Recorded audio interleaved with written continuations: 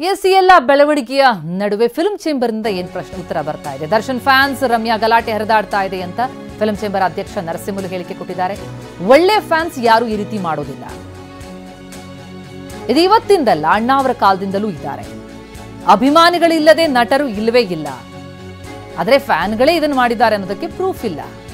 ಅವ್ರು ಯಾರೋ ಕಿಡಿಗೇಡಿಗಳಿರಬಹುದು ಅಂತ ಫಿಲ್ಮ್ ಚೇಂಬರ್ ಅಧ್ಯಕ್ಷ ನರಸಿಂಹಲು ಹೇಳಿಕೆ ಕೊಟ್ಟಿದ್ದಾರೆ. ಫ್ಯಾನ್ಸ್ ಅದು ಇವತ್ತಲ್ಲ ಸರ್, ಏನು ಚಿತ್ರರಂಗ ಹುಟ್ಟಿದೆಯಲ್ಲ ಆವತ್ತಿನ ದಿನ ಫ್ಯಾನ್ಸ್ ಅನ್ನೋರು ಇದ್ದೇ ಇದ್ದಾರೆ.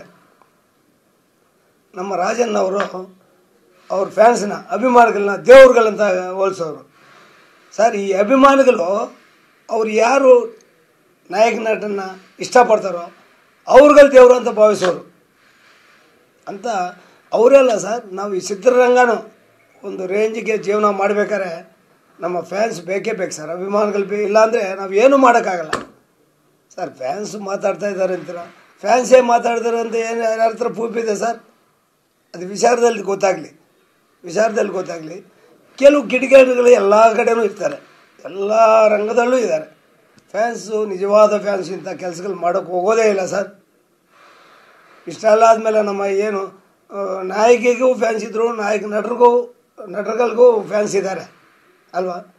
ಈ ಫ್ಯಾನ್ಸ್ ಇದ್ದಾರಲ್ಲ ಸರ್, ಇವತ್ತಿನ ದಿನ ಒಬ್ಬ ಆರ್ಟಿಸ್ಟ್ನ ಸಿ ಎಮ್ಗಳು ಮಾಡಿರೋ ಉದಾಹರಣೆಗಳಿದೆ ಸರ್.